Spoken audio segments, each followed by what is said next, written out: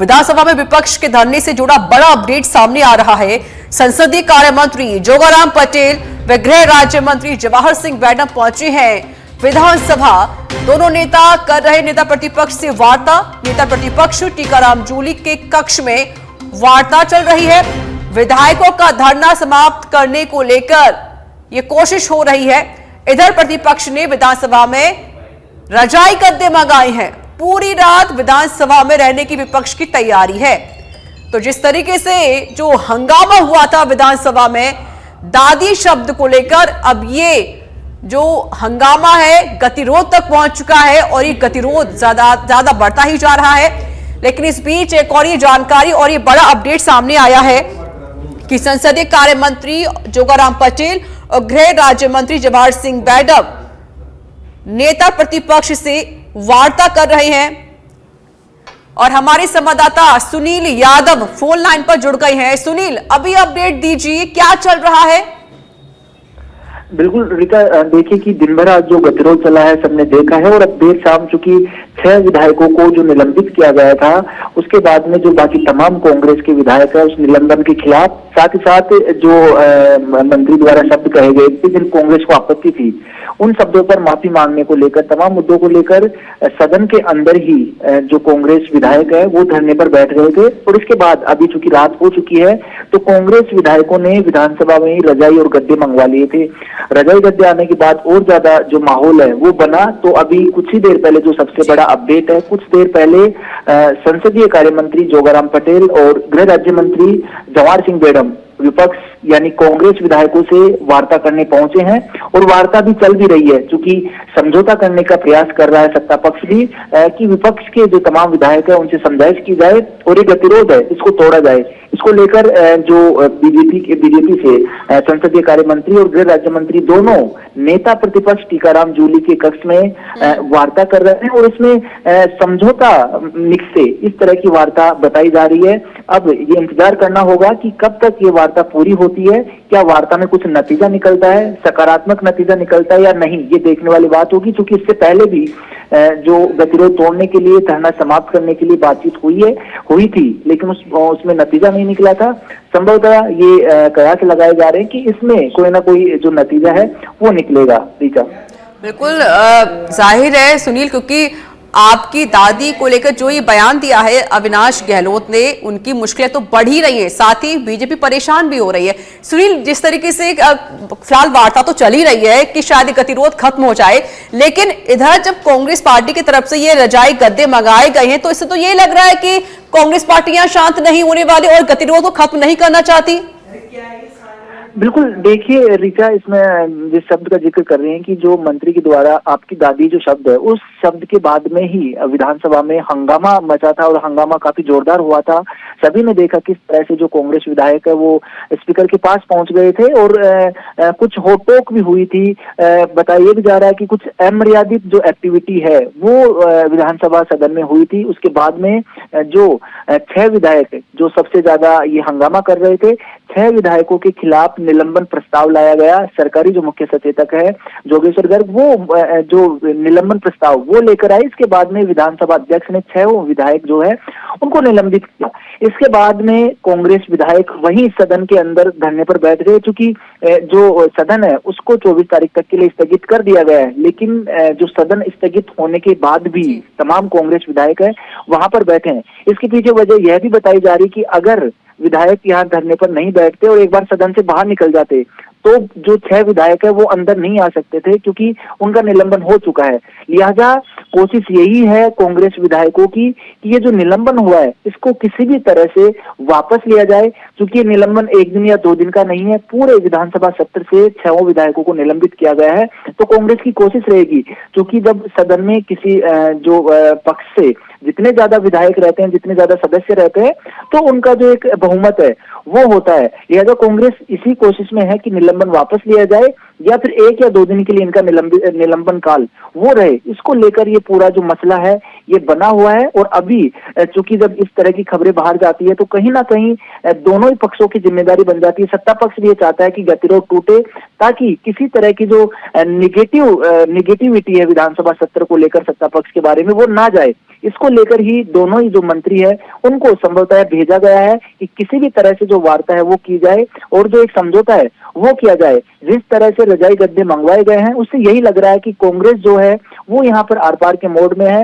वो दोनों ही बातों को लेकर अभी अड़ी हुई है। पहला ये कि जो मंत्री हैं उन्होंने जो भाषा का इस्तेमाल किया है वो शोभनीय भाषा नहीं है, मंत्री को माफी मांगनी चाहिए। तो एक तो माफी को लेकर, दूसरा जो 6 विधायकों को निलंबित किया गया है आनन फानन में जो निलंबन प्रस्ताव है वो लेकर आया गया है। तो इन तमाम चीजों को लेकर चूंकि निलंबन भी वापस करवाने की मांग कर रहे हैं तो माफी और निलंबन वापस करवाने को लेकर अभी धरने पर बैठे हैं। और टीकाराम जूली अपने कक्ष में, जिनसे दोनों मंत्री हैं, संसदीय कार्य मंत्री और गृह राज्य मंत्री, टीकाराम जूली से वार्ता कर रहे हैं। अब देखना यह होगा क्या टीकाराम जूली इस मंशा के साथ बातचीत कर रहे हैं कि किसी तरह से गतिरोध तोड़ा जाए या फिर वो दोनों ही बातों पे अड़े हुए हैं। दूसरी तरफ जो सत्ता पक्ष है यानी भाजपा है उसकी तरफ से भी ये कोशिश रहेगी कि बीच का रास्ता क्या निकाला जाए। तो ये देखने वाली बात होगी कि वार्ता किस समझौते के तहत होती है और धरना समाप्त होता है तो किन किन मुद्दों पर होता है और अगर नहीं होता है तो क्या वजह रही है। लेकिन जिस तरीके से जो गतिरोध चल रहा है तो इससे ये लग रहा है कि शायद दादी शब्द बोलना बीजेपी के लिए एक मुश्किल खड़ी कर देने वाला है और तभी कांग्रेस पार्टी रजाई गद्दे मंगाकर यहाँ प्रदर्शन जरूर करने वाली है। सुनील, अभी जो सरकार के नुमाइंदे पहुंचे हुए हैं वार्तालाप करने के लिए, सरकार क्या बोलकर इनको बनाने की कोशिश कर रही है? सुनील, बिल्कुल, देखिए रीता, आपने कहा कि जो दादी शब्द इस्तेमाल करके उसी शब्द के बाद कहीं ना कहीं चूंकि बातचीत की कोशिश भी इसीलिए की जा रही है कि शायद सत्ता पक्ष को भी ये लग रहा होगा कि जो शब्द है उसको लेकर काफी अग्रेसिव जो है कांग्रेस है, तो इस जो कांग्रेस के अग्रेशन है इसको शांत किया जाए। उनका हो सकता है उनका भी मानना हो कि ये कहीं ना कहीं जो ये संसद जो माफ कीजिएगा जो सदन में जिस तरह से कार्रवाई चल रही थी तो उसमें इस तरह के शब्दों की जगह नहीं होनी चाहिए। तो यहाँ बीजेपी की यही कोशिश है कि उस शब्द जो विवाद है उस विवाद को खत्म यहाँ पर बीजेपी करना चाहती है और कांग्रेस को यही मौका मिल गया, यही एक मुद्दा मिल गया कि गाये बगाए कांग्रेस जो पार्टी है वो इस पर ज्यादा हावी होती यहाँ पर दिख रही है। क्योंकि इस तरह का जो शब्दावली है वो काफी कम देखने को मिलती है और जब हो भी जाती है तो कहीं ना कहीं जो इस ऐसी भाषा का इस्तेमाल करता है उनको बैकफुट पर जाना ही पड़ता है। तो इसी वजह से अभी क्योंकि पहले भी एक बार समझौता वार्ता की कोशिश की गई थी, नहीं हो पाई, दूसरी बार फिर यहाँ पर समझौता करना है तो लग रहा है कि जो सत्ता पक्ष है यानी बीजेपी चाहती है कि ये गतिरोध टूटे। तो यहाँ पर हो सकता है कि ये जो विधायक जिनको निलंबित किया गया है अगली जो विधानसभा की कार्रवाई में इनके निलंबन काल को कम किया जाए और हो सकता है कि जो शब्द इस्तेमाल किए गए हैं उसको लेकर किसी तरह का जो बीच का रास्ता या तो माफी का या फिर कोई और रास्ता निकाले जो कांग्रेस को भी सही लगे और सत्ता पक्ष की भी जो एक सिरदर्दी है वो दूर हो। तो ये बातचीत से पता चलेगा। अगर समझौता होता है और ये धरना और ये गतिरोध अगर समाप्त होता है तो जरूर इसमें जो भाजपा है, जो सरकार है, उसकी तरफ से कांग्रेस की बात को मानी जाएगी और कहीं ना कहीं जो शब्द इस्तेमाल किए गए हैं उन शब्दों को लेकर बीजेपी है वो अपना जो बैकफुट रवैया है उस पर बीजेपी को जाना पड़ेगा। नहीं तो चूंकि जब रजाई गद्दे आ चुके हैं, ये अपनी मंशा बना चुके हैं, तमाम विधायक वहां पर डटे हुए हैं, तो ऐसा लग रहा है कि कांग्रेस फिलहाल जो है ये आर पार के मोड में है और जो शब्द था इंदिरा गांधी के लिए जो दादी शब्द का इस्तेमाल किया गया था उसको लेकर कांग्रेस काफी जो आक्रामक है वो यहाँ पर दिख रही है। सदन समाप्त हो चुका है और रात के करीब 10 बज चुके हैं और अभी भी अगर वहां पर इस तरह की स्थिति बनी हुई है तो ये वाकई में एक बड़ी बात है। और राजस्थान विधानसभा की जब अंदर की कहानियां जब खबरें बाहर जाएंगी तो कहीं ना कहीं ये जो सरकार के लिए भी और एक प्रदेश के लिए भी एक जो जिसको हम किरकिरी कह सकते हैं ये ऐसा हो सकता है। तो इस गतिरोध को समाप्त करने की कोशिश है वो सत्ता पक्ष की रहेगी और लगातार फिर मैं ये दोहरा रहा हूं कि लगातार अगर बातचीत हो रही है, सरकार की तरफ से बातचीत करने की कोशिश की जा रही है, तो इससे स्पष्ट है कि सत्ता पक्ष चाहता है कि इस तरह का जो गतिरोध है वो बहुत ज्यादा बाहर ना निकले और जल्दी से जल्दी हो सके ये गतिरोध टूटे, क्योंकि बजट पेश हो चुका है। इसके बाद में बजट के ऊपर भी पूरा जो चर्चा है वो होनी है, तो एक जो हेल्दी चर्चा है वो हो सके, किसी तरह का अवरोध बाद में ना हो, गतिरोध बाद में पैदा ना हो। तो अभी पूरी जो समझाइश है वो यहाँ पर चल रही है। रीचा, बिल्कुल सुनील, देखिए सरकार जिस तरीके से बात करने के लिए पहुंची है, तो यानी सरकार चाहती है